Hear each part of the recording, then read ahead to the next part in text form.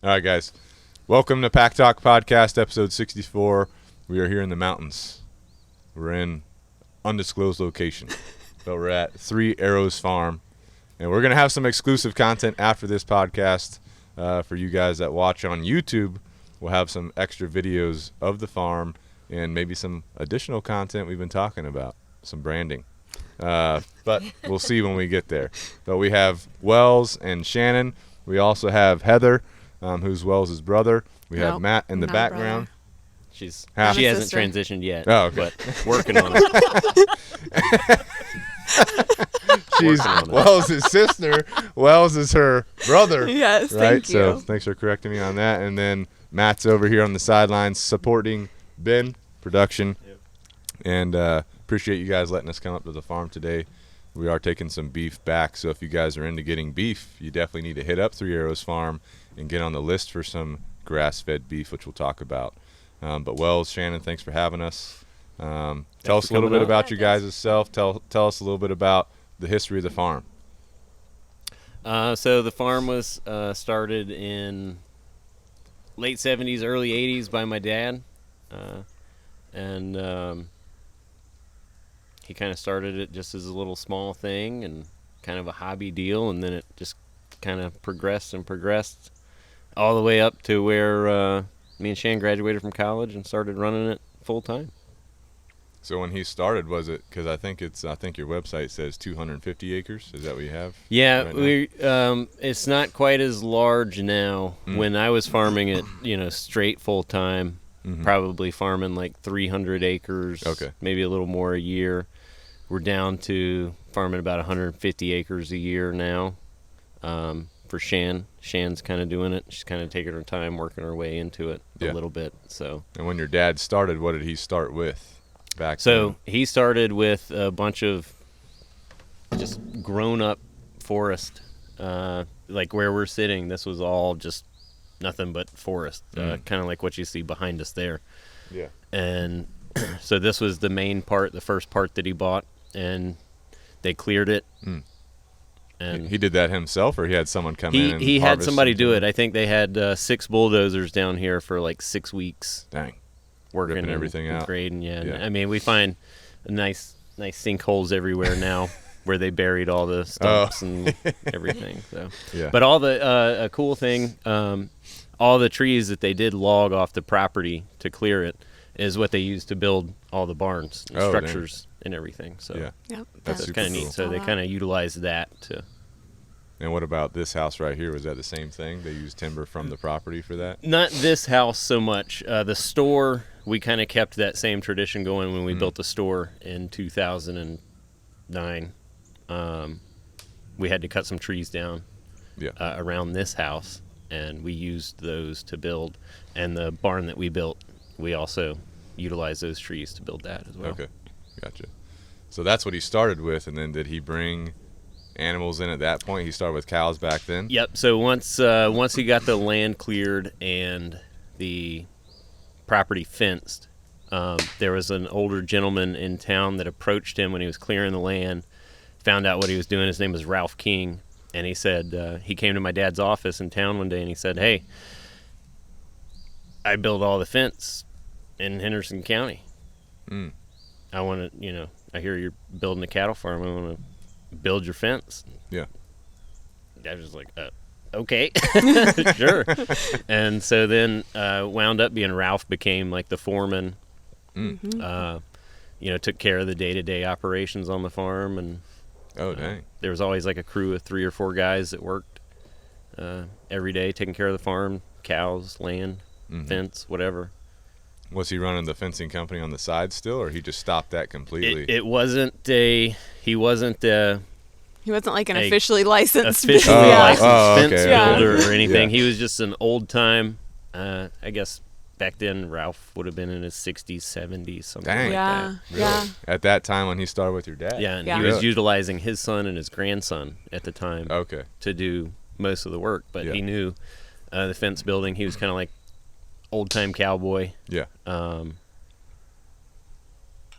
We actually have his chaps and stuff hanging on the wall. Yeah, he's an old-time, like a real deal cowboy. Nice. Yeah. Was he from the West originally, or was he No, Southeast? they're from here. From here. Okay. Grew up on their home place, which is just Right over that over hill, top of the yeah. barns there. But he took a stint, went out west and then came back. Nice. So that's super cool. yeah. So how'd they first get the cows here? Did they source cows locally, or did they buy them from other places, or how'd the bloodline get started? So, excuse me, there's no real clear, definitive answer to where all the cows came from or how they first got started. But our logo, which is the orange cow, and of course, I have it on underneath like 14 layers. as do I. Okay. Yeah. The orange cow got started as the first cow that was born on the property. Okay. Gotcha. So, and that's where Elvira came from, the orange right. cow logo. Her name is Elvira. Tell the Prior story. prior to that was just Three this arrows. logo. Yep. Yeah.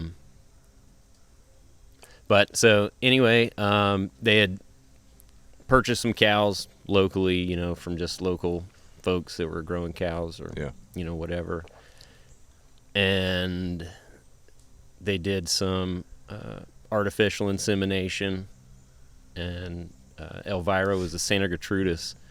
They had inseminated one of these cows, so she wasn't full Santa Gertrudis, but in some form or fashion she was partially that due to the artificial insemination. And it was the first one born, and when they came up on her mother having the calf, the Oak Ridge Boys song Elvira was playing on the radio. And that's how she got named Elvira. Nice. So. She was our flagship cow, obviously all the logos and stuff. And she lived on the farm until, she died when she was 24. yeah. Oh, dang. So it was, I think, maybe my freshman or sophomore year in college. So She was kind of that orange cow that stood out in the herd of all the black cows. Yeah, 2004. Yeah. That's super cool. Yeah. Where did the name Three Arrows originally come from? Do you know how he started that, or? So I prefer the story that There's multiple stories. Yeah. well, there's two. There's two But stories. the best one is that there was three kids, Yeah. me, Heather, and Gray, Yeah. and that's pretty much where. But there was a movie that my dad liked called Santee. It was a really old movie, and that was the name of the ranch. Okay. Because I in think that technically the name came around before there were three of us. Yeah. So, There was three planned, maybe. yeah. Right. Well, according to my mom, I was a mistake. So that's why I like the latter story. Good to go. So over time, I'm assuming he just slowly expanded the operation, right? He kind of got the gist of it. He had it running, and he just acquired more property, increased the pasture size. Right. as time went on. Where we're at, this area was called Little Charleston back in the day. So it was a lot of small, mountain home plantations from people that would come up from Charleston and spend the summers here. A ton of history connection between Charleston and here. You'll drive around town and you'll see historical markers, and all of these homes and all this land was owned by huge family names, Middletons and Rutledges and all of those names from Charleston. A lot of the street names and properties around here were owned, and this is where they came to escape the heat and the mosquitoes. No Yes. mosquitoes up here. There are mosquitoes here. There are, but They came with some of the Charlestonians. They brought them up on accident. But so part of the farms that Dad acquired later was part of the Crail farm, which I think, and I could be getting confused on this or getting them mixed up, but I think the Crail farm, that part was the guy that owned the Bilo grocery store chains. No way. And then Beaumont. I don't remember what that guy did. Yeah. But there's a big chunk of it that came out of the Beaumont estate as well. So we just start acquiring more and then increasing the amount of cows. As the older people that owned it, died off and their family just sold it to be developed. Yeah. He was able to acquire a lot of it. Did a lot of it have pasture already, or then he had to put the it pasture was all big farms. Okay. It was all big farms. So everywhere you see these sprawling neighborhoods used to just be just like this, just big farms. And the crazy thing is that, like, this was always just a side hobby for my dad. So my dad was a vascular surgeon. That was his day trade. Dang. So that's crazy. That's, what he did, 7 days a week. And then this was his reprieve, was to being able to come out here and, get into nature. He was a huge hunter. He was a phenomenal cook. He played instruments. I mean, he had all the trades and hobbies you can imagine, but this was kind of just a side hobby that he loved having. He was doing surgery during the week, and then Ralph and the boys would be running the cows, like you said, day-to-day operations. When did that start? Did he ever leave surgery to do the farm full time, or did he just retire from being a doctor at a certain point? There were times, a good story, when they bought the piece from the Beaumont estate. Ralph and his grandson were out building fence, and somebody walked down from the neighborhood to ask them what they were doing. And Richard, which was Ralph's grandson, kind of a comedian, he said, well, I think Dr. Shealy's putting in a hog farm down here. And so Richard said about 30 minutes later, he saw my dad's van just catching the high spots across the field to come and be across. And he jumped out, and he still had his, his scrub hat on, his scrub suit and everything. He said, don't you tell anybody that I'm putting in hogs down here again. So. Oh my goodness. Oh, yeah. He did have he had a funny situation too, where, obviously over time, like Well said, this farmland started getting developed. And so one of the pastures, a lady and her husband retired here in Hendersonville, and they built their dream home, backing up to the farm. Right to the cow pasture. And the cows, coming in, and she would call my dad and be like, they stink and they make so much noise and you're ruining my dream home. And then she got sick, and my dad saved her life.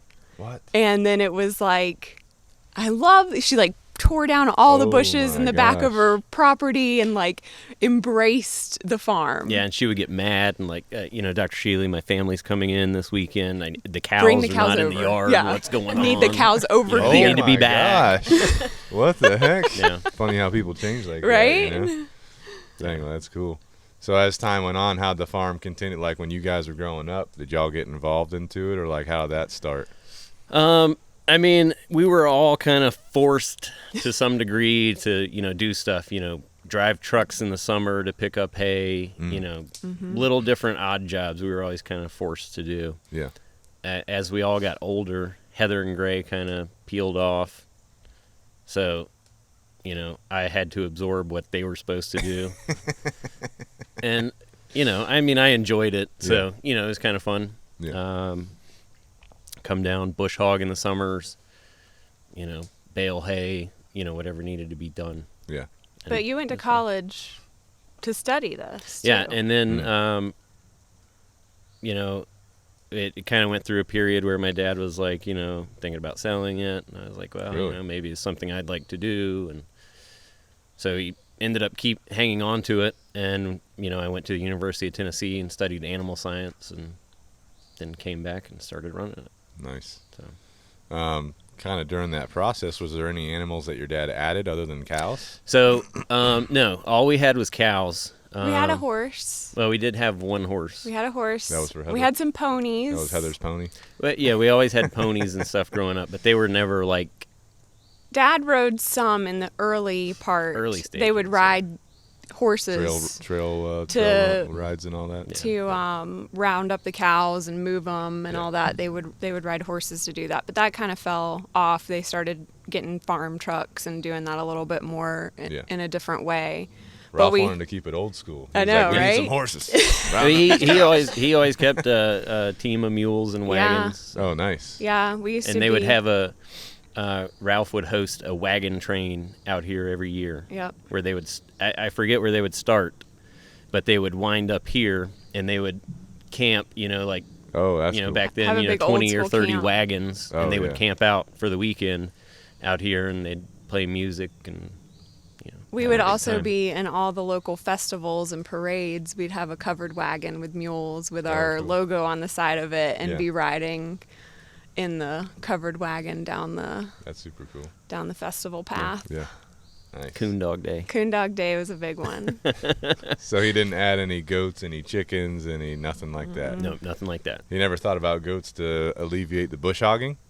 Did he ever think about that, or? No. No? So as far as pasture management goes, goats, horses, sheep, things like that, they're pretty rough on pasture, especially when you're trying to graze cows, and there's a lot of argument for that. But in our situation, our main priority and goal was cows, and so cows only have bottom teeth in the front; they don't have any top teeth. Really? So their main way to eat is they have to grab the grass with their tongue. Sheep, goats, horses, they all have both teeth, so they can bite it off at the ground. Oh, dang. So they destroy it. Yeah, so they do eat the weeds. Yeah. But all the grass, too. But, yeah. They'll nose it down to nothing. So. Yeah. Well, talking about pasture management, like let's say you have an area that's outside the pasture, like I'm sure this is where the cows come sometimes. I think you said they come over here. But let's say you had an area like in the wood line where the cows don't go. Would it be beneficial to have goats, for example, in that area to help alleviate some of the underbrush? What are the pros and cons to that? Sure. Yeah. Goats and sheep, would eat a lot of that, woody vegetation. The cows themselves, they'll strip all the leaves, what they can get. And, physically they kind of, are a bulldozer in a sense, they'll just knock stuff over too. But, like where you see that growth, there's fencing. And so the hard part there, the challenging part there, with having something else is it's fenced in a way to keep the cows from going somewhere else. So if you put something on the other side of it, you kind of got to have an access point. It just kind of creates another facet that you got to deal with. So y'all had sheep for a little while. We had sheep for a while. We did turn them out back here. You were playing around with the concept of them and all that. What were the challenges with the sheep, other than just destroying the pasture? Well, I mean, we had enough, and we didn't have so many sheep that it wasn't a problem. But just challenges of, they can't have the same mineral as the cows, some different things. And, the fencing, it kind of works, kind of doesn't. We'd come home and find like a... They'd be out. Oh, really? They destroy the fence? Yeah, they don't Oh, really? care. They just rip it down. Oh, my gosh. Or just dart through it. Oh, whatever. okay. We had to keep them up at night. Yeah. With coyotes and everything. So. Oh, yeah. That was another thing we had to do with them. And y'all sheared them too, right? I was going to ask about that. Is that something that you have to do? You have to shear them because their coats get too matted? I mean, you don't have to, but I mean, it's really good practice for them. For the animals, I mean, because the wool just keeps growing. We had a mixed hair breed wool sheep, but even the hair sheep, the Katahdins that people get, I mean, it still grows unless it's like a full on, if it's mixed with anything, it's going to develop some type of a fleece, and it grows constantly. And the longer you leave it, they get cockaburs and stuff embedded down in it that can create real bad infections. And obviously I'm a dog guy, so I'm thinking about like the doodles, that have the crazy hair. That hair gets matted, and it literally at the skin surface will cut off the circulation so like the dog can have major issues and injury from matted fur. I'm assuming it's the same way with the sheep. Yeah, so that's one of the reasons why you gotta keep it sheared and all that kind of stuff. Yep. But they're also in the woods. They're just grabbing everything in there. Yeah. It picks up everything. I mean, they're like Velcro. Yeah. You know. It rains, they go lay in a mud pit, and they just muddy everywhere, right? But they were really cool. They were really fun. cool. I They missed them. Yeah. I mean, like I remember like turning them out at the barn, and you'd just close the gate and you'd look up to see where they were, and they were already like gone. Are you serious? Yeah. What? They do their They were own very thing. magical in Yeah. that sense. They were also tasty. Oh, yeah. Y'all harvested them. Yep, we They were did. like, oh, we can't Yep. have sheep no more. We're good to go. We'll try them out. Good They're protein in sheep. Yeah, I would love to have them back. I mean, it was awesome, but they're a lot of work. Yeah. A lot of work. Someone that's not running like a cattle farm, that's not worried about pastures, but has like a wooded lot like me, for example. Chad's asking asking for myself. a Asking friend. for myself. I'm asking for a friend. Maintaining, woods, as far as like undergrowth. Goats. Would it be a good thing or a bad thing? Goats and pigs, I mean, are great for if you're wanting to underbrush and stuff. Yeah. Now, would they be like fences? Like if you put up like something like this that you have right here, like the wire fence where it's got the cross, would that be good to contain them, or do you need more than that? Because That'll be good for goats. Where you run into problems with goats is like The wire fence. not the wire fence, but slat. That slat the fence. boards and the braces and stuff. They'll climb up that stuff. Oh, okay, gotcha. Yeah. But as far as like undergrowth, they'll chew the leaves, they'll chew the weeds. Mm-hmm. Like leaves that fall on the ground. Yep. They eat those too. Oh yeah. Oh really? They just eat everything. They'll eat that. The cows will eat some leaves. And Okay. that can be good or can be bad. Depending on what you got. Like we learned when we started introducing chickens to the farm. Mhm. They were eating in the spring, all the oak trees drop these little pollen things and The cows eat full them. of acid, Oh dang. and the chickens would eat them. And all of a sudden, we noticed the chickens started like drinking like 3 or 4 times the water they would normally drink, and then and it was from the acid Oh dang. In the Holy pollen. cow! Yeah. I didn't even think about that that. they were eating from that. So, All right. and the same thing can happen in cows and goats and sheep. Like cherry leaves. Once they wilt, they produce cyanide and toast. So this is why. So we'll just kind of use this as a segue into plants, right? Plants, they don't want you to eat them. So vegetables, they don't want you to eat them. This is what I'm thinking. right? Okay. So like plants that have leaves, people are like, oh, eat this kale. Well, kale actually has some of these chemicals that these other leaves do. So you might not eat the kale, but you should eat some beef, right? Because the cows, they can eat the grass. They put that nutrient into the beef. You're good to go. Yep. Right?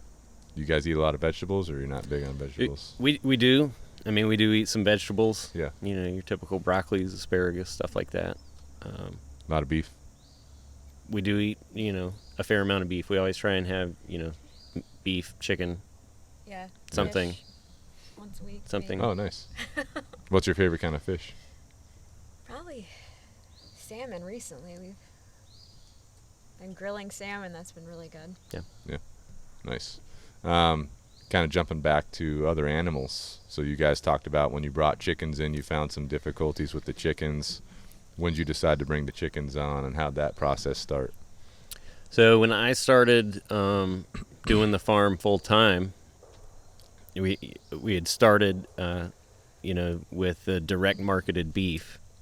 I mean, that was the easiest thing to do. Mm-hmm. But it's like, you always need something else. You can't just be totally reliant on one thing. So I was like, well, eggs would be kind of neat to do. So we started with that, and we started with 12 chickens.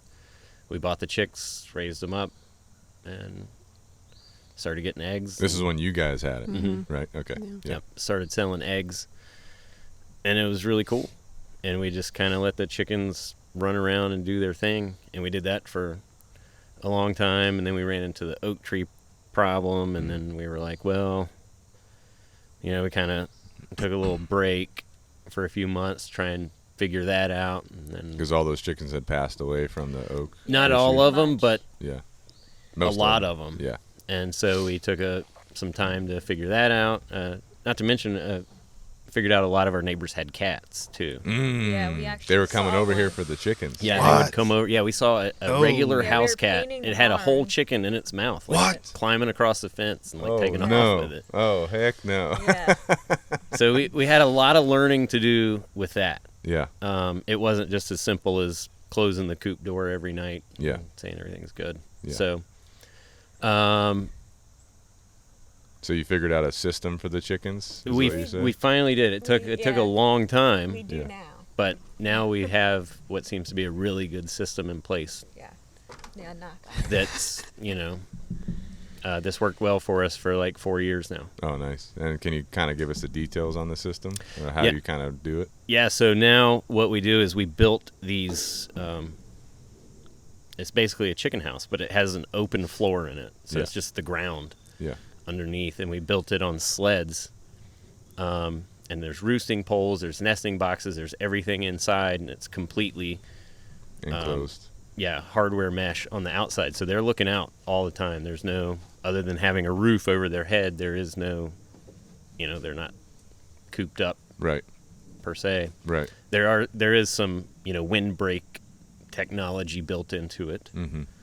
but And this is a pretty big structure you're talking about. yeah, it's they're like 10 by 20 ish. And how many chickens you got in each one of these, We've got roughly? like 30 and Yeah, 30 30 per each. coop is about right. I think Yeah. maybe 40 chickens per would be tops Yeah. that Yeah. you would want. But anyway, so it's totally open floor plan. So Yeah. they're standing in the grass every day, Eating the bugs. eating the bugs, eating the grass, scratching in the dirt and whatnot.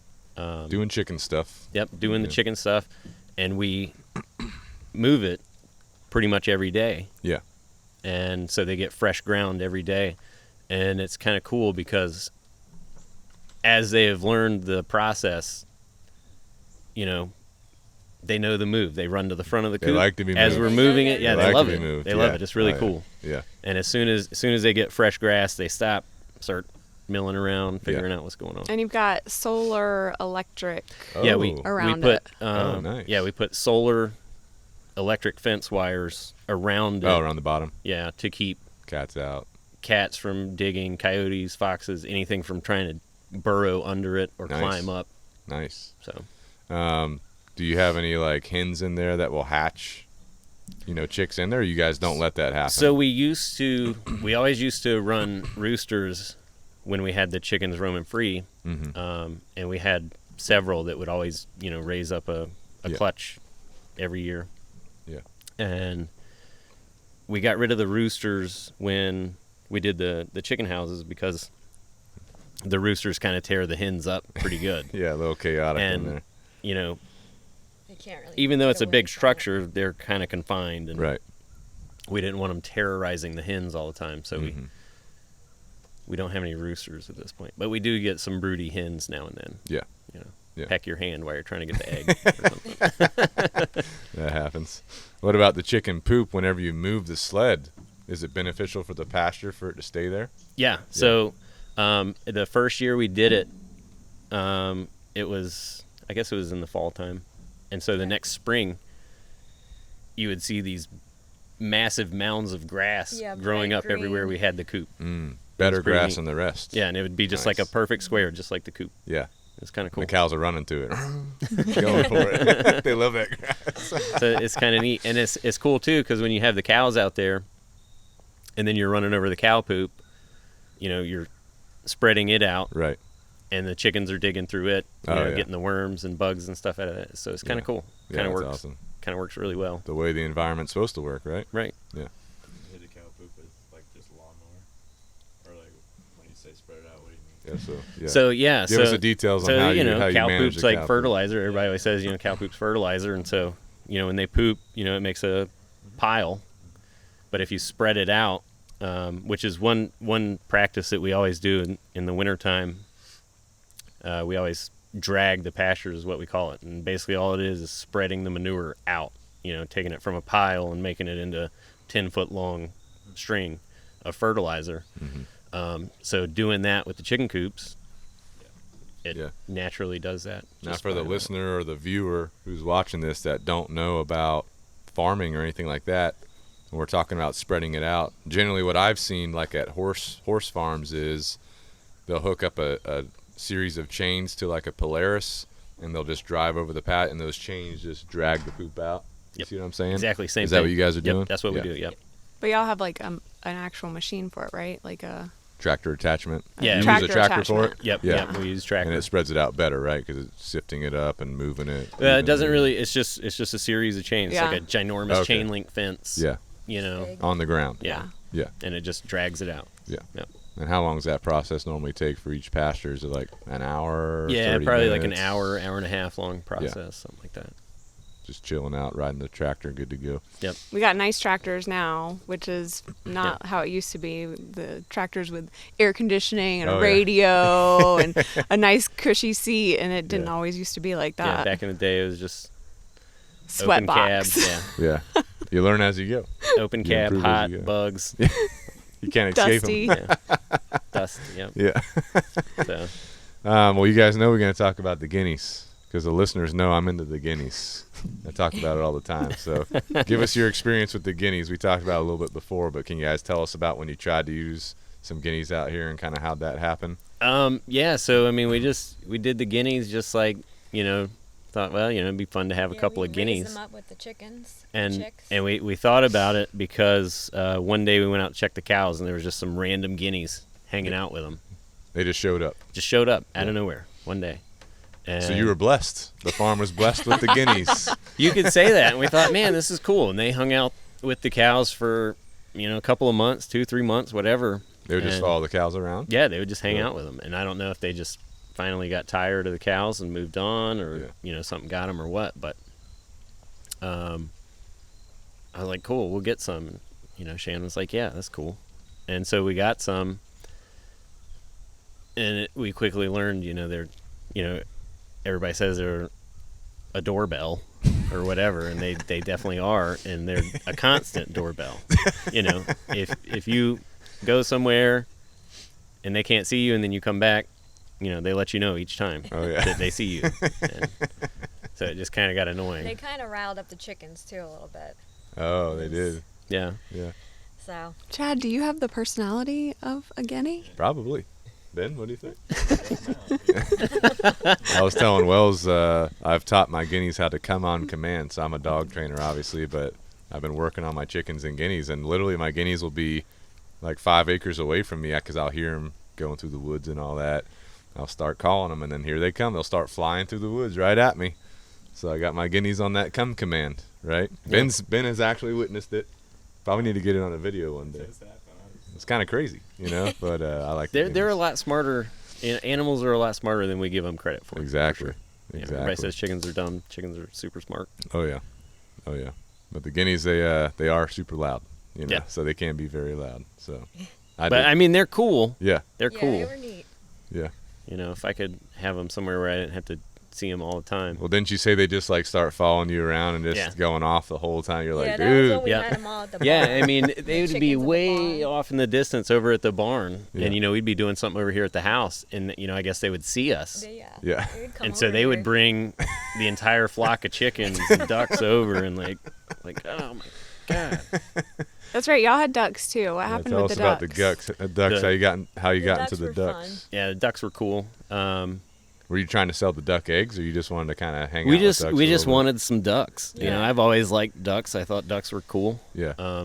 We got a lot of water here, so there's a lot of wild ducks that hang out. Oh, really? Yeah, so They come seasonally, or yep, pretty Yeah. much. We have some wood ducks that live here year round, okay? but springtime you'll see a lot of mallards, That's awesome. couples hanging out. Yeah. But so we raised up some ducks, and they were really cool. We loved to watch them like swim around in the water and splash around, and they would actually fly around Yeah, that was neat. and then come back down. They weren't very good at landing. Crash landing. Yeah, it's always a crash land, like into the fence or something. They'd shake it off and keep going. But so they were really cool. But the hawk, Yeah. the hawks really liked duck. Yeah. So Did you ever have any duck egg when they were here? You guys would take the eggs and eat them and all that? Yeah, they're a little different in flavor-wise, but, you know, they were really You good. like them better than the chicken egg? I wouldn't say better, but it's, you know. It's just different. It's different, Yeah. yeah. Would you guys eat guinea eggs whenever you had guineas? Or did you ever find their eggs? We didn't know if we had guinea eggs or not. Okay. So.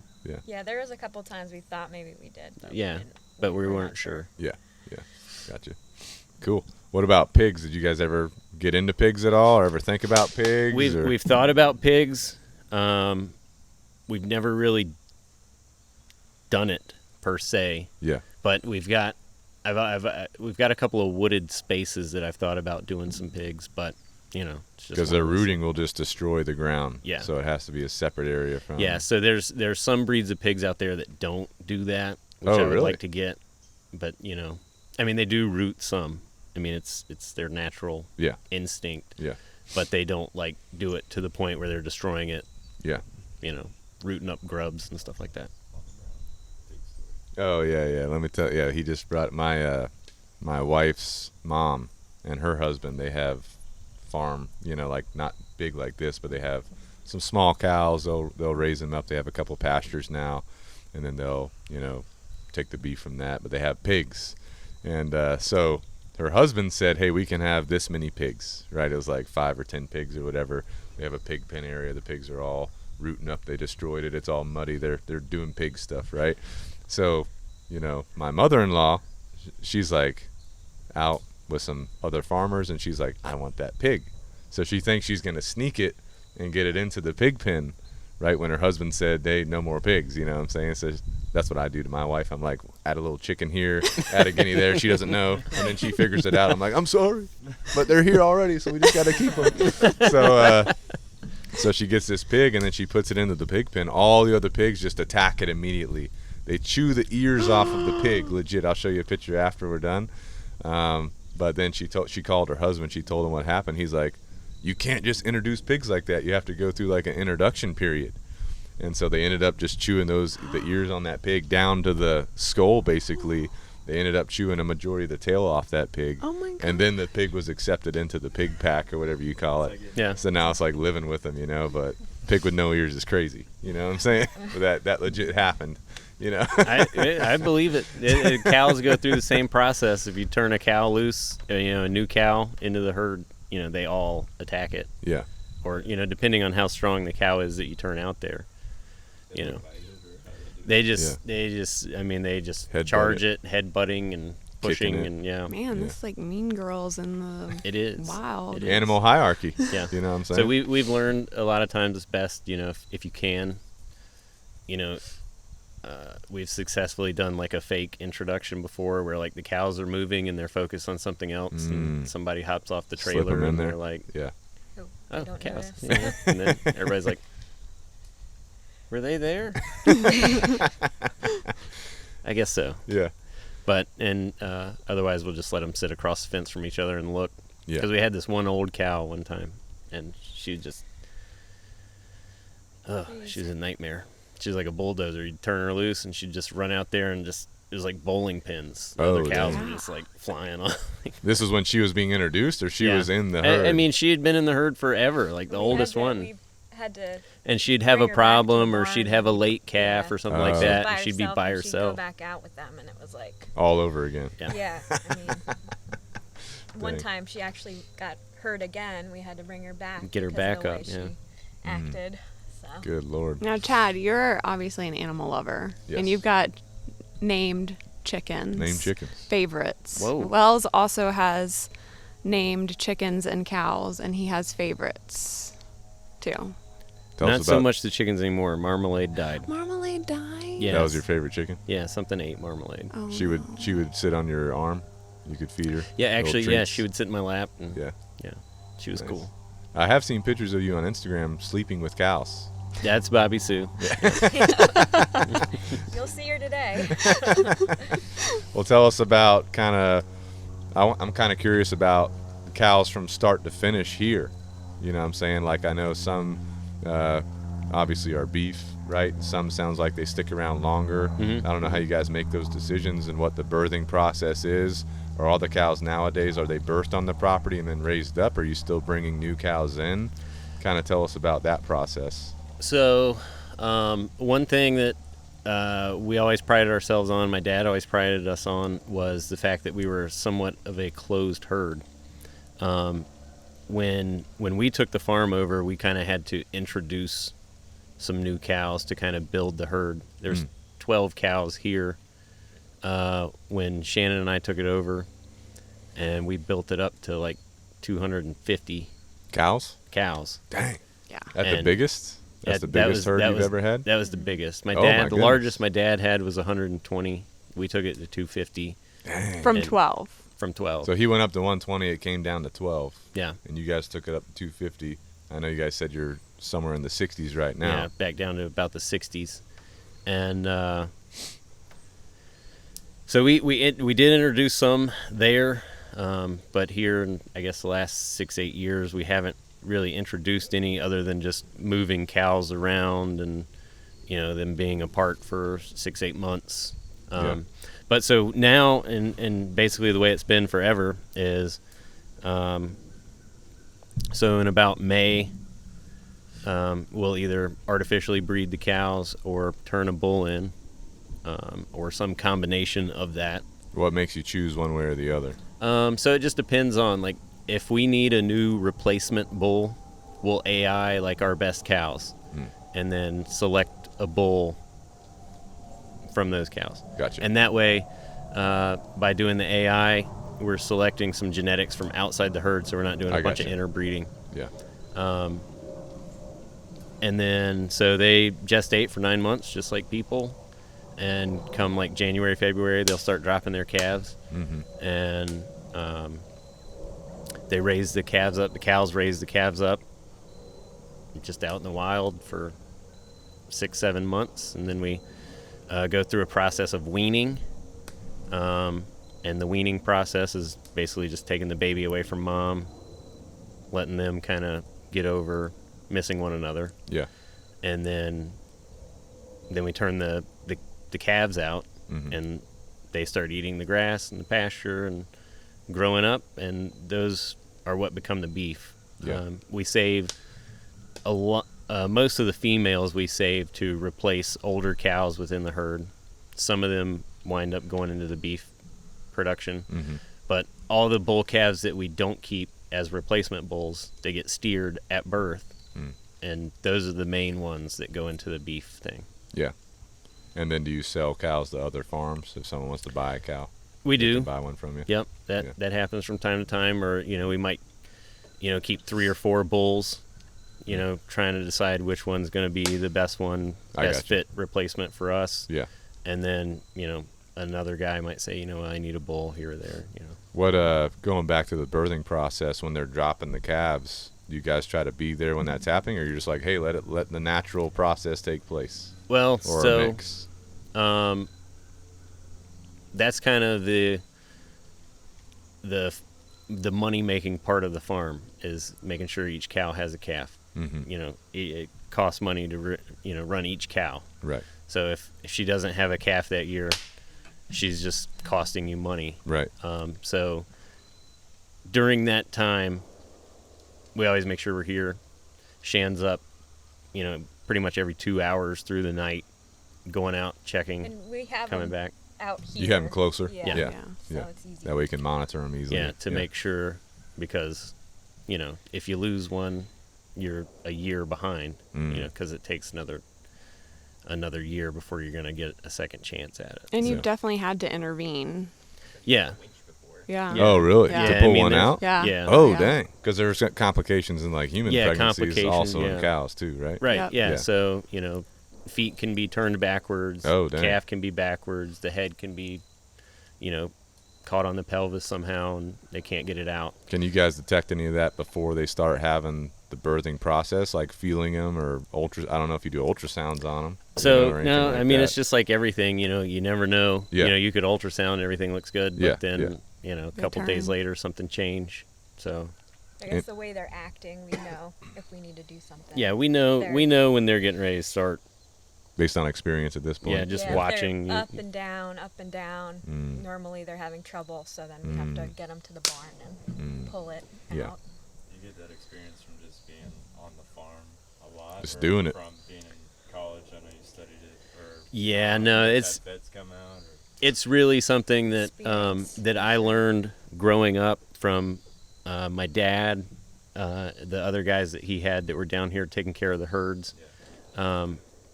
Just kind of one of those things, like, it's not something you can teach. It's really something you got to just Go through. learn. Yeah. And that was probably the a huge benefit of my dad being a doctor. He knew a lot just about anatomy and all those kind of things. So he was very hands-on and knew a lot about what to do. Mm-hmm. Yeah, that brings up a good point. But back when he was running it and the cows were having babies, was he like what Shannon's doing, up every 2 hours monitoring, or was Ralph and the boys kind of doing that? Usually, Enoch, I guess, at that point, there was another guy that worked with him. Enoch was more of the herdsman type, and he took care of the cows mainly. Yeah. Whereas Ralph and Jen and Richard and them, might have done more of the physical labor. I got you. Yeah.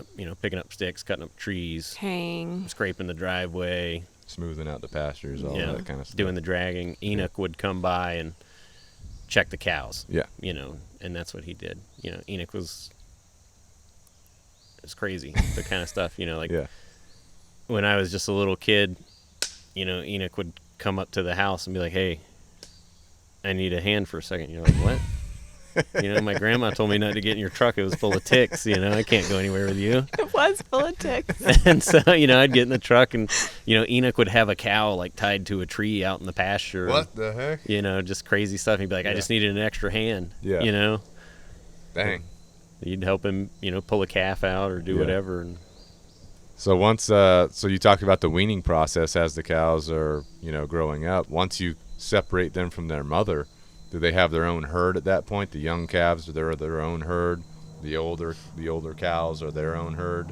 Yeah. How many herds generally, when you're talking about 250 cows? I know they're all not in the same pasture. right. How many herds do you separate them into? We would usually maintain. So back when we had that massive of a group, we had cows that would calve October through December, and then a group of cows that would calve January, February, and March.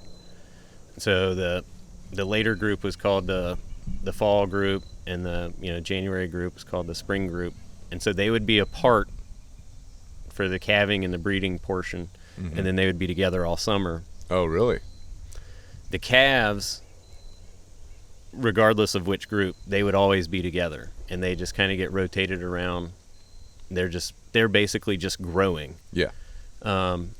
And then depending on, we would have all the females, the bulls would be separated out, but the steers and the females would run together. And so when the females come of age, they get cut out of that calf group and go back into the main herd group. And so that's where you would see a lot of the fighting and stuff like that. Yeah. Everybody is establishing their point within the herd. They're picking out their hierarchy. Yeah. Right. So, but then the steers and would always stay separate. Bulls would always stay separate.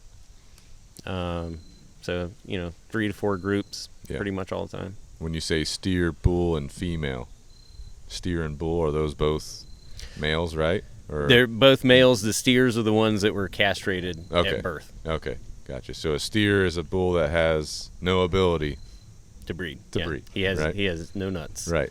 And then those nuts, are they sold? Are they eaten? No, What happens so- to those nuts? So the best practice, the best practice we have found is to do what they call a banding at birth. oh, And so they just don't develop. as soon as they hit the ground, we put a castrating band on them, which basically just cuts off circulation. Takes about 3 weeks, and they just kind of dry up, fall off. Nice. The bulls we leave. After about 6 months, it's a pretty aggressive process to Oh, to try and to castrate. Yeah. Yeah. dang, I can only imagine. Yeah, it's definitely harder on That boy's the not animal. happy. Yeah. He's not happy. No, they're not happy at all. Yeah. So we do the banding at birth just a lot easier on them, easier on us. They experience some discomfort for a day or so. Yeah. But they're so young, they don't really notice it. Yeah. Because we do it. That's all they know. Like Yeah, hours that old. day. They have no idea Yeah. It's any different. that it's any different. Yeah. Now, when it comes to the best time to harvest the beef, someone once told me the best time to harvest a guinea to eat it, 77 days. That's when it's the most tender. And I said, I don't eat my guineas. I eat the guinea eggs, but I want an army of guineas, right? But if I'm going to choose a cow for beef, is there a perfect time where that beef is the best? I don't know if that's even a thing. So, that's debatable depending on, what your taste is. Mm-hmm. So the best time, from a farmer's standpoint, is making sure that the animal is the proper size, because, there is a waste portion of the animal. Mm-hmm. And so, you don't want to kill the animal too early, because you're going to have a lot more waste than you have beef. Right. So you try and work that out. And we shoot somewhere in the 12-month to about 24-month range is generally when all our animals are ready to go. Yeah. Those really fast-growing, really good genetic animals, they'll hit pretty early, close to that 12 months. They'll be 1,000 pounds. Some of those take, closer to that 24-month mark to hit 1,000 pounds. Yeah. And that can just be, their position within the herd, the hierarchy, So the higher ranking members get more food. Yeah, well, they may keep the smaller one beat down, keep them away from the clovers and things that they like. Or we do a little bit of supplemental feed just to keep them coming to us. Mm-hmm. And so those younger animals may not get that. Mm. So once the older ones are harvested, then the younger ones have the ability to continue then they start growing. moving up. Yeah, or we take those the heifers out of that calf group and they get put back into the herd of cows. Yeah.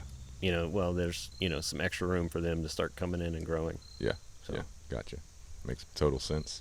Do you guys ever have to intervene? Like if a young one's getting beat down too much, you just pull them, put them somewhere else? Usually they'll, one of them's going to give in. And it's not that they will just constantly beat on it or anything like that, but they just, it's kind of the picked on one, the bullied one. Yeah. Always back of the pack. Yeah. But, so no real they intervention. don't. Yeah, the only time you really got intervention is if like one gets hurt, a broken leg, something like that, and can't give up or get away from what's Right. happening. That's when it can become a problem. Yeah. But it happens every now and then. Any cows buck up at you guys when you guys are going out there to? Yeah, when you grab that calf to band it or put Oh. an ear tag in it, they're not happy about it. Yeah. We had one yard sale, our RTV. Yeah. Got the it's steering very- wheel, the seat, came right through the cab. What the heck? Yeah. Richard was helping me one day, and he was like running through the field, like, "Oh my god!" So Holy cow. they can get pretty aggressive about it. So supplemental feed, because you got plenty of grass. That's what they're eating their whole life, I'm Mhm. assuming. But supplemental feed, what are you guys doing for that? I know you talked about minerals earlier. Yep. Is that one of the things you're thinking about? Yeah. So we do a mineral program, which no matter where you go in the country, whatever feed the cows are on is going to be lacking in some kind of mineral nutrition form Mm-hmm. that they need to be productive every year. And Yeah. by productive every year, like we need each cow to have a calf every year. Yeah. Otherwise, you're just carrying that cow.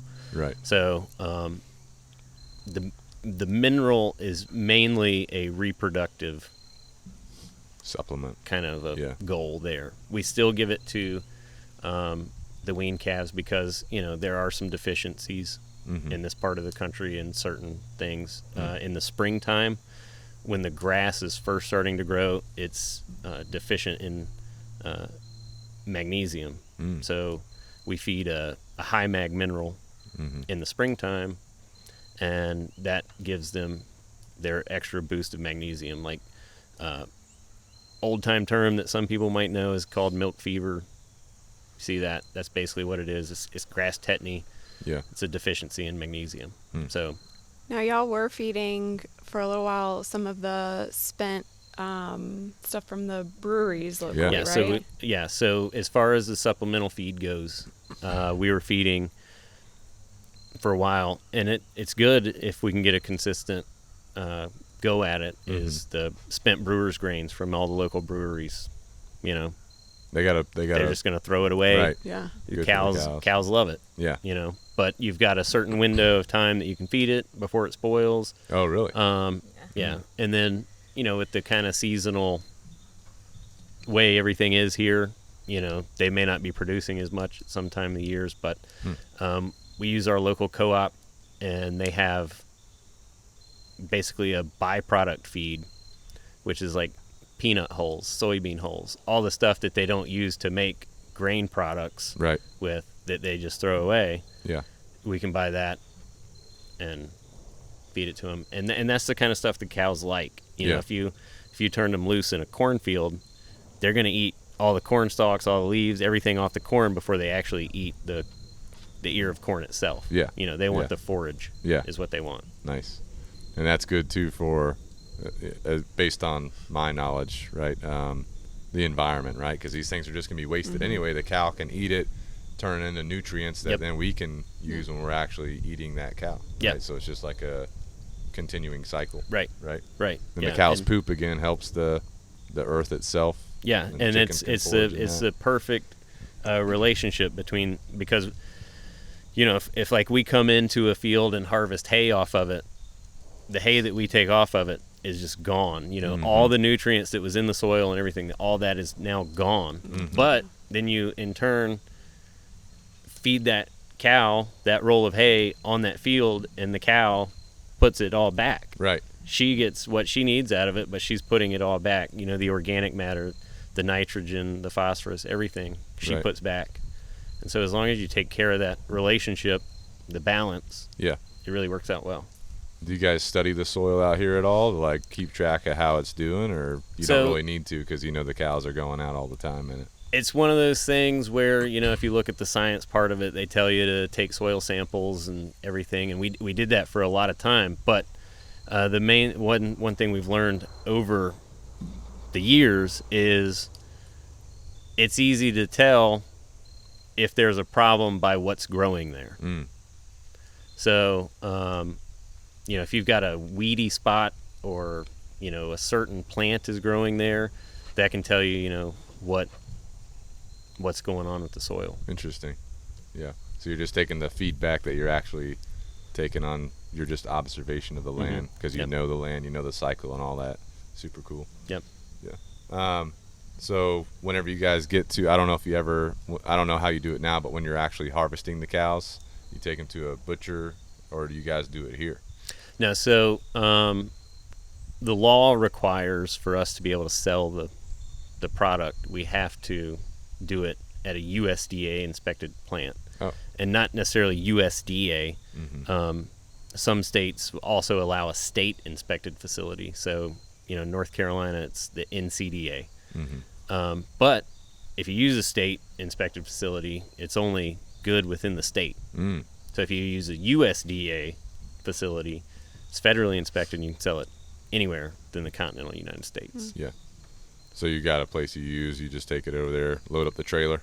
Yep. Load up the truck. Yep. We use that spot because they do a really good job. They were like the first ones pretty close that were doing a USDA inspection, and so we've just stuck with them over time. Now, and back this is in what the Shannon day, does. Shannon loads up. She loads them up. Loads them up in the trailer and trucks Hauls them out. Yeah. Good to go. And back in the day, do you know if your dad or the crew back then ever did it themselves? They used to do it. Did they? And so Dad used to do and back then, a USDA inspected facility, were only the big plants out in Kansas, where the feedlots are and stuff.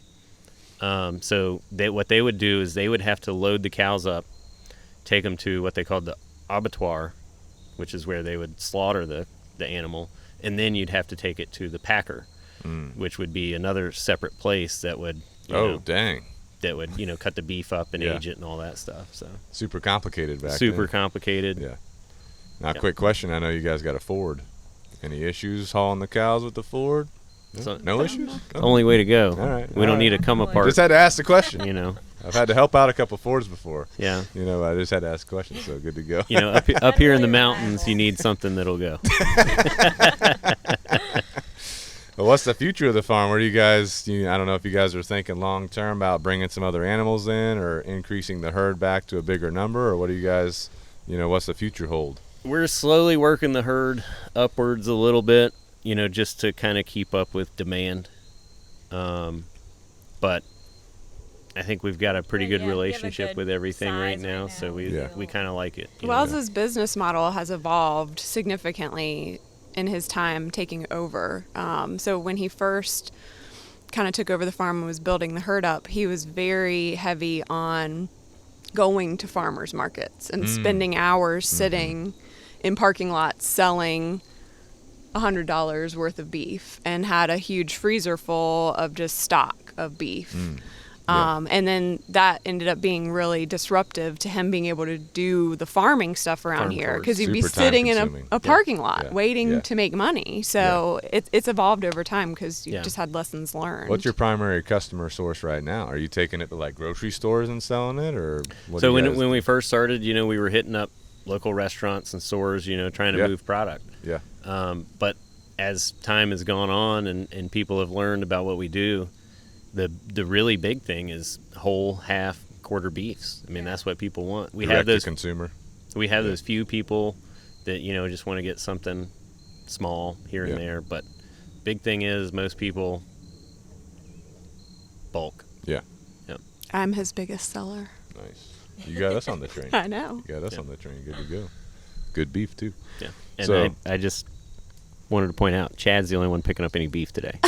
What? You're not picking up beef? We still have like a half a cow in our freezer. Well, you need to eat that. It's just the two of us. You guys see what I'm eating every day? We do. Yeah, we do. You guys got to get on the beef train. If I lived by myself, I could. Hey, my wife, I tell her, hey, if you want beef, it's right here. If not, I'll just eat it all. Dogs are eating beef too. It's good for the dogs. It is good. It is good for the dogs. And beef is like supposed to be the most nutrient-dense food.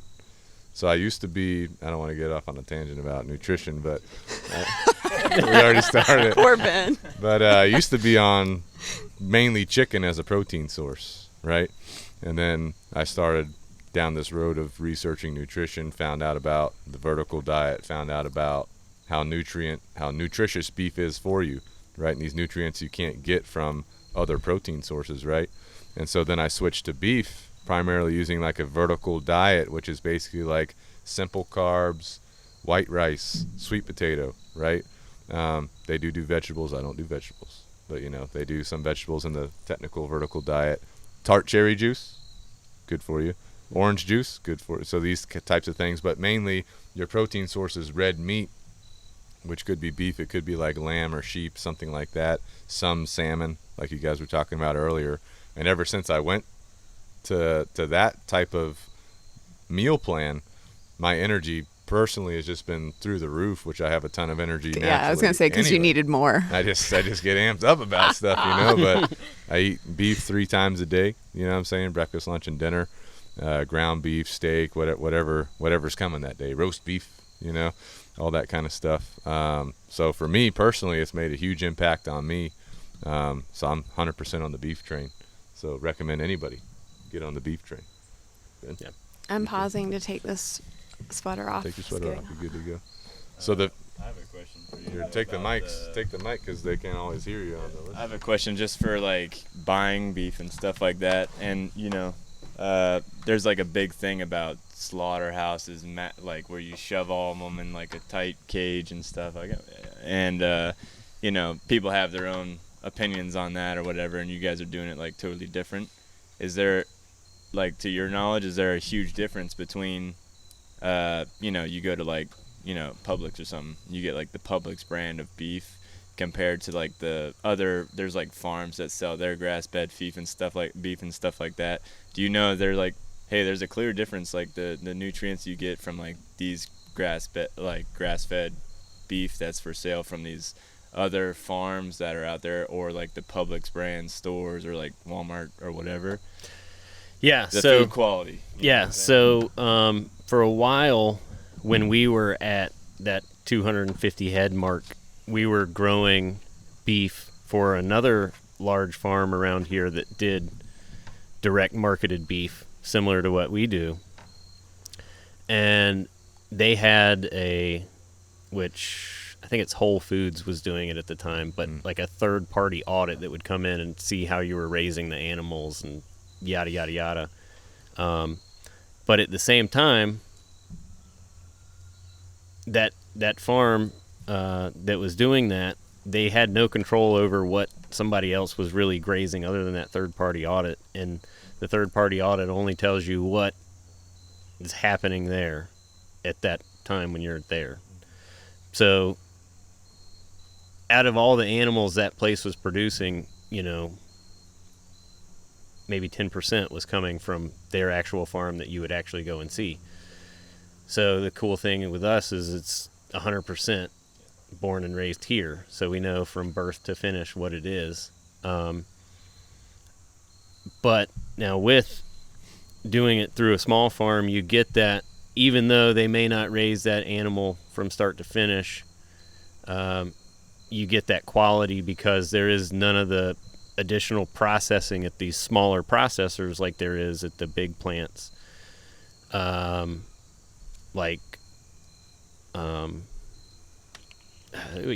pink slime thing was big a few years back. You don't get that at these smaller places, because they just don't have the capacity to do stuff like that. Where they're grinding up random stuff to, fill in and make some filler beef, as they would call it. So there's that. And then the smaller farms that do, purchase animals or do shifty practices, it all shows up in the beef quality. Like, it's all there. So, you'll know.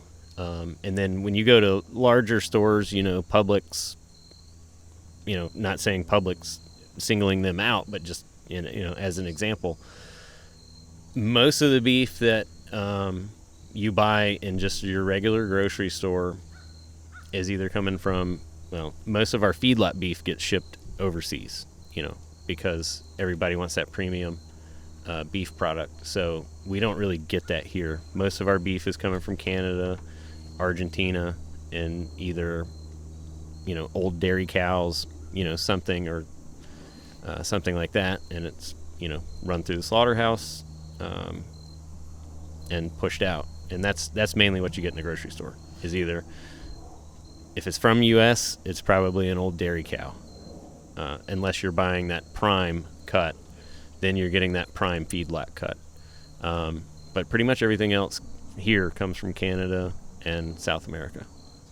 When you say feedlot, you mean a grain-fed cow, correct? Yeah. A cow that's in some kind of pen or building, and they're eating grain their entire life. Yeah. Right? They do get forage. A cow has to have that forage to. The way they process food is through a microorganism breaking down what they eat.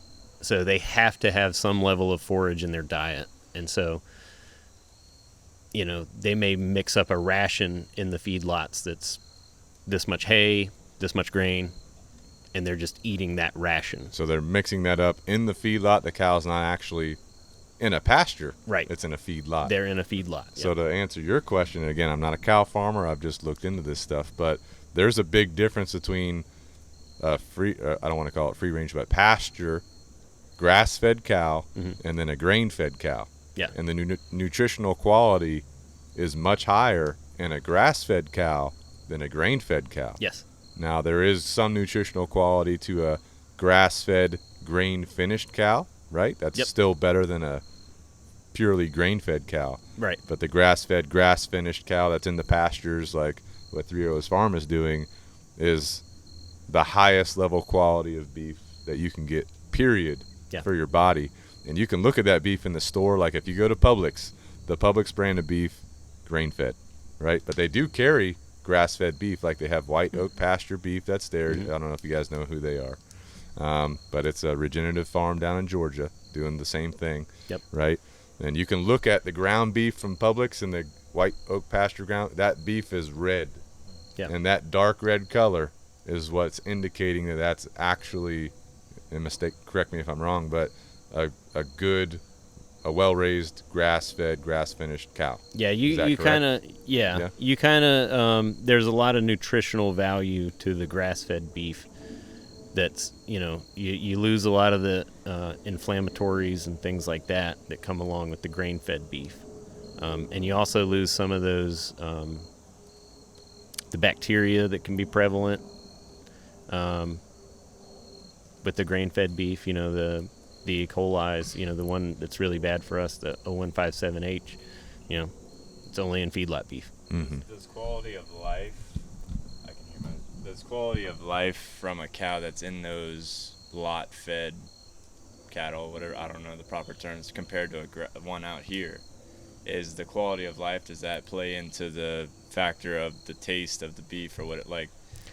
I hear random things about how cows are like they have a lot more range of understanding, or at least mentally speaking, or whatever, range of emotion than people would understand. Yeah, so I guess the best way to describe that is if you've ever heard of somebody that eats a lot of game that they kill themselves, they say it's gamey. So a lot of that has to do with the animal's stress level and adrenaline factor at that point in time. So if you got a feedlot cow that's never known anything but just being in that feedlot and just kind of under some type of a stress all the time, that really factors into it, versus a cow that's kind of lived a stress-free life and just kind of does its own thing all the time. I mean, that applies to any living, a cow is a living, breathing being, just like a dog, just like us. Yep. Right? So if I am, if I'm in a environment where I'm crowded, right, and my needs aren't really I'm just being forced to do this certain thing, right, and only fed a certain type of food that doesn't even have the maximum nutrients that my body wants and needs and that I need, right, my body's going to operate differently than if I had, free will to do what I wanted and I had more space available to me to operate how I wanted to. And food selection, that's kind of literally the same thing. Yeah. You know what I'm saying? Which we deal with every day with dogs. We're taking dogs that are super anxious because of the environment they're in. We pull them out of that environment. We rehabilitate their mindset. Then we coach and train the owners on how to adjust the environment to be more conducive for that dog. And it's things that normal people don't even realize are affecting the dog, you know what I'm saying? Or a child going to school. If a kid goes to school, there's too many kids in there for the teacher or whatever, and certain things are being pushed on. That child could have an elevated stress level, or they could be in an environment that's more conducive to the learning, less kids, more dynamics with the teacher. The stress level comes down. The child is now available to learn and develop differently. You see what I'm saying? Or a child in an unfortunate circumstance in a home where they're getting bullied by their parents or their siblings and things like that, right? The stress level is going to be higher than in a child in a home that's trying to help them develop properly and feeding them nutrient-dense food like good grass-fed beef like 3 Arrows Farm. You know what I'm saying? So, I mean, it does play a factor. You see what I'm saying? Yeah, just making sure, because you read all kinds of things on the internet. Oh, yeah. It's like, I don't know if that's true or not, There's a lot of debate about cows these days, right? Something else that people talk about is, I believe, the methane, methane that they're putting out. Yeah. Can you talk to us about that? So I know probably 10 years ago there was talks about, placing a tax on cows for methane production. Because they're saying that it's hurting the environment, basically. Right. But, I mean, this is not this is not like dumping a natural gas pipeline into the environment. You're talking about an animal that is consuming natural product that's just doing natural thing. I know I think it's in New Zealand this week, they're pushing the tax on the methane gas down there. Burp tax is what they're calling it. Really? Yeah. But, I mean, it's just the way the cow breaks down the food within their body that produces that. Yeah. But the cow and a sheep are the only two animals that can break down grass and actually develop something from it. Mm-hmm. A horse does to a certain degree, but they're not a ruminant. They're I forget what they are, but they're not a ruminant. Only ruminants can efficiently make something from grass. Right. Or the other waste that you're talking about, like the ale house, right? They have their waste that they've used to make like, where's that going to go? Yeah. If that's sitting in a pile, that's going to create methane too. Yep. So everything right? creates methane. Right. So, they're just singling out cows because it's something that's, Yeah. Something they can Not try to like- attack. Yeah. Plus they're trying to push Beyond Burger. Yeah. Right. Yeah. You guys want to talk about Beyond Burger? What do you think about Beyond Burger? You I ever had one? I think it's stupid. I'm not a fan of it. I don't eat at Burger King anymore because they were pushing their thing where they were saying cows are bad. What the heck? Yeah, they had this They're commercial. Burger King. Yeah. Right? They, What the heck? Yeah, the cows were Yeah. bad. And it was like, I showed Shannon the commercial. It was crazy. They had that kid that dresses up like Hank Williams Jr. that was singing in Walmart. That was like a big thing 10 years ago or whatever. And he was singing in the commercials, saying how cows are bad. And it's like, wait a minute. What the Your heck? whole business model is based off of a hamburger from Yeah. cows. And you're now saying that that's bad. And, people What's shouldn't bad raise for cows. you is actually the industrial seed oils that are in that Beyond Burger. Yeah. So Yeah. just like if a cow's a grain-fed cow, it's not getting the proper nutrients. If you're a human eating Beyond Burger, you're not getting the proper nutrients. Yeah. You know what I'm saying? That like highly processed, just like Yeah. yeah, and I mean, to me, it just is unnatural to crave a burger, and it's something that's been made to taste like a burger. Like Right. it just, Yeah. it doesn't. I've never make tasted sense. one, but I can imagine it's nasty. Yeah, I'm sure it's not close to what actual meat tastes Yeah. like. There's The guy that is like running Beyond Burger used to work for Tyson. really. That's what I heard. Really? Yeah. It's all connected. Yeah. It's all. That's why you need Because to. Tyson owns Beyond Burger, I'm pretty sure. Really? Yeah, I think Joe Rogan was talking about it. That's why you need to get connected to a farmer local to you that you can actually contact that's raising cows the right way, like Three Arrows Farm is, Yeah. and where you can actually source good, nutritious, grass-fed beef. You know what I'm saying? With a cow that lives a normal life for a cow. Like Yep. living in a pasture eating grass is a normal life for a cow. Yep. Being in a pen getting a grain all day, that's not a normal life. You know what I'm saying? So, Yep. but you guys had some horses out here at one point too, right? When you guys were growing up. Yeah, when we were growing up, we would have, horses, not any length of time or not anything Those were mainly serious. for hobby. Yeah. Yeah. Shannon's passion is horses. Yes. Oh. Yes. Yeah, Shannon grew up around Yep. Nice. horses. Well, talk to us about horses a little bit, some of the intricacies with horses. Let's see. I mean, I don't know what to say for that. Horses Is are it high maintenance. Like are they not? between like you guys were talking about cows, you got to rotate the pastures, raising them, you got to separate them. The sheep, for example, they'll tear down the fences and they destroy the grass. Is there things like that as a consideration with the horse that you have to consider when you're raising them? Yeah, I mean, they'll tear the pastures up, eat them down to nothing. The same way like a sheep because they have Yep. teeth on both sides, right? Yep. It would be hard to raise horses, I think, with the cows. Right. What's the Yeah, idea? it would be a challenge for sure. What would the just to- ideal setup for a horse, because like a wild horse, they are eating grass, right? Yeah. But they can range and all that. Yeah, they don't you know? need confinement. Yeah. Cows, you can, section your pastures up into not necessarily confinement, but sections. Different areas. And rotate them around. And since they cannot eat the grass down to the dirt, it has a It chance grows back up. to grow Yeah. back, quickly. Yeah. But, you put a bunch of horses out there or sheep, whatever, they eat it down to the actual dirt, and then it takes a long time for it to recoup from that. Same situation as if you just mow your grass down to nothing every week. Yeah. You don't really have a nice lawn. Yeah. But, the folks that keep it manicured, whatever. Yeah. And, So one of the things me and my wife have been trying to work on is our lawn. We don't have a very good lawn. And so I've been telling her we need some cows. So what I'm hearing is when she listens to this episode, if she listens to it, she's going to be on the cow train so we can have a good lawn. Yep. And they'll mow the lawn for us, and they'll help the grass grow. Yep. That's what we're saying? That's right. Right. And the chicken poop actually helps the lawn. Yes. All right. I hope she heard that.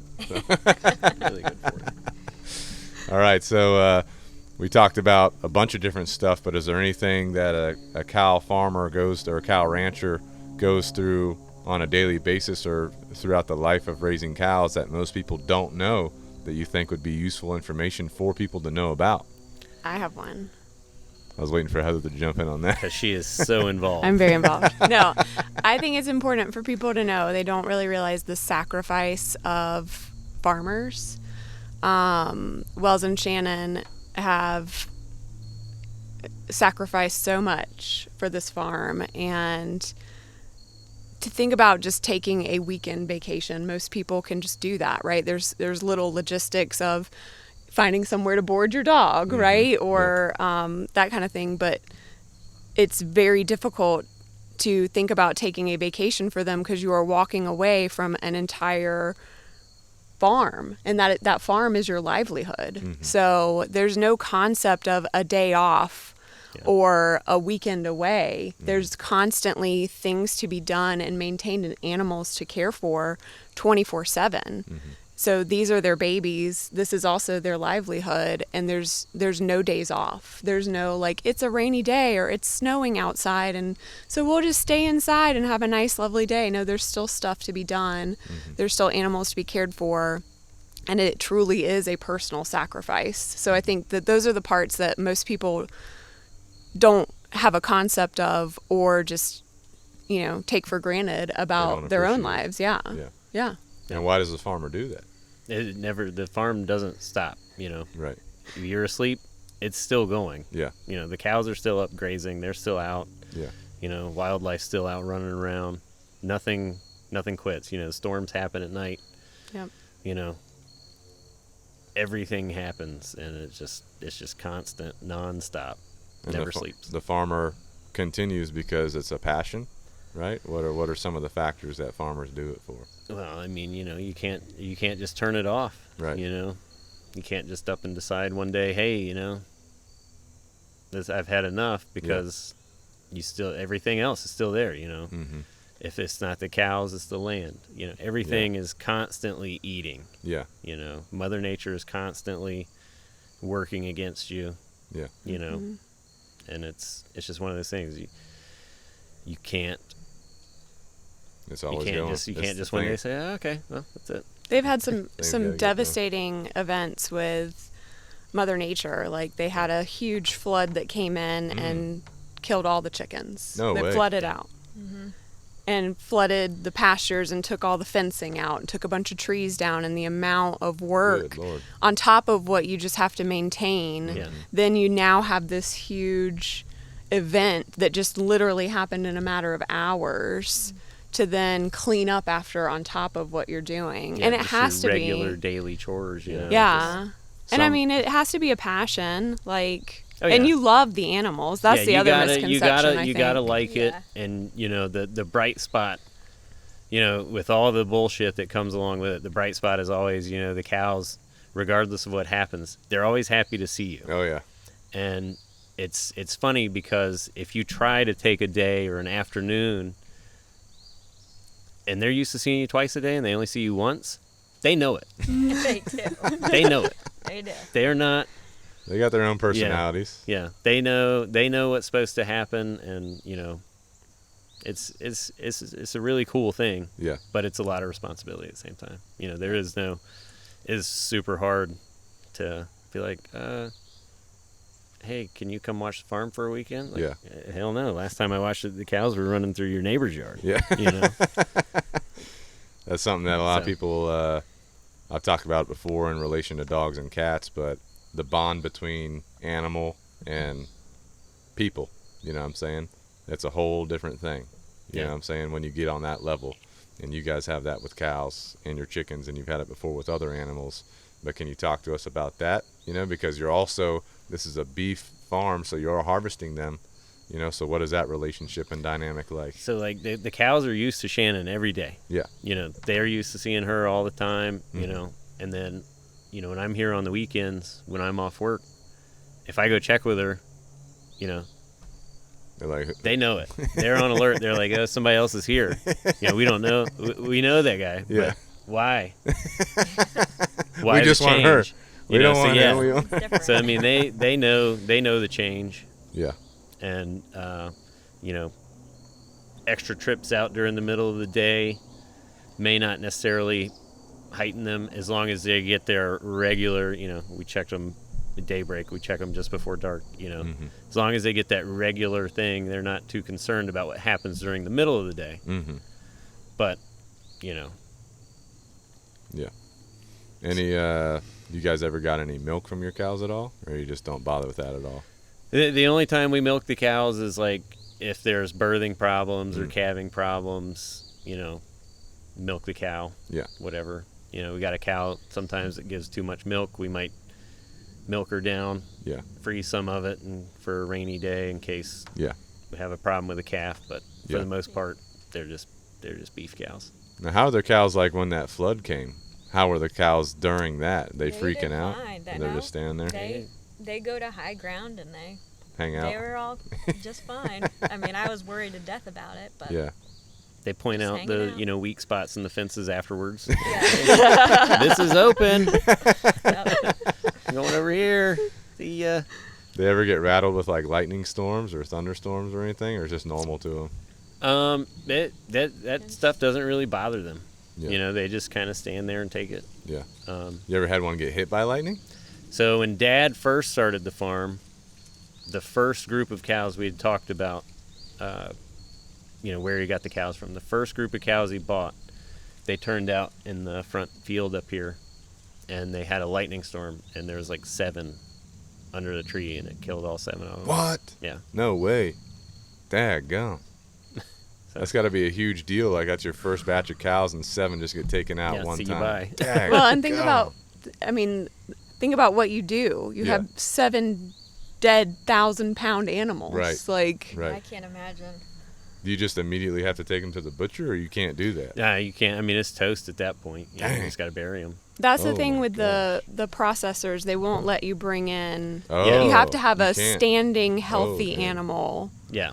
They have to be able to walk in on their Right. own accord, Yeah. or otherwise they won't accept them. Yeah. Holy cow. That's crazy. And still beyond that, they also do random tissue sampling for, Mm. any chemical residues, Any issues? pesticides, or vaccinations, things like that. Yeah. Dang, that's crazy. Yeah. Cool. Well, there's a lot of cool stuff that goes on at the farm. A lot of cool stuff. Yeah. You guys have any other thoughts or things that you want to bring up? Heather, anything else to add? Yeah. Heather's running the place apparently. I listen to a lot of what you say. So, Matt, anything to that? Anything that from your side? No? Any closing thoughts? get close to your local farmer. Buy your food from your local farmer, whatever it is. Yeah. Good to go. That's the main takeaway. And if people want to support Three Arrows Farm, use Three Arrows Farm, how can they do that? What's that process look like? Get in touch with us on our website, Yep. email, cell phone, Call. whatever. Call us. Yeah. 3arrowscattlecompany.com. All right. And do they? Yeah, it'll come up on Google. Yeah, we'll make sure to link it. Do you guys? Do they have to be within a certain radius of you guys to use your beef? Are you any shipping at all? Have you gotten to that world at all? We've done some shipping in the past, but honestly, I mean, whatever you're going to spend in beef, the shipping is going to cost you the same. So, Even with your connections. yeah, it's better to just be with someone that you can drive to, or get a group together like you guys do in Charleston. Mhm. Where you can do 2 or 3 animals at a time, something like that, and Yeah. make it worth a while. Yeah. Good to go. All right, guys. Well, we really appreciate your time today for coming on the podcast. Definitely appreciate the beef. And for the listener, we are going to be doing an exclusive video, at least 1, maybe 2. We're going to be doing a farm tour where they're going to show us around, kind of show us some cows, show us some chickens, your chicken setup, hopefully your barns, and maybe another video. We'll talk more about that later. But to the listener, thanks for tuning in today. If you guys want to support the podcast, you can go to Amazon, click the link in the description below, get you a Good to Go shirt or a Good to Go hoodie. Like you see if you're watching, we got the Good to Go hoodies out. You got to be good to go. And if you want to support Three Arrows Farm, their links will be in the description below. Whatever podcast platform that you're watching or listening to this at, you can click their links, call them. If you're in the area right? You can swing by, or you can set up a kind of like a group where if you're from a different location, a couple families or people can get together, purchase a couple cows of beef or whatever, however you do it, and then coordinate with you guys, so you guys can do that coordination with them if you want the most nutrient dense food with that grass-fed cow. And we're having a little bit of wind right now, so the leaves are coming down. So. I told you guys we needed the dead cat. Well, thank you guys again for having us, and to the listener, thank you for your support, and until next time, out.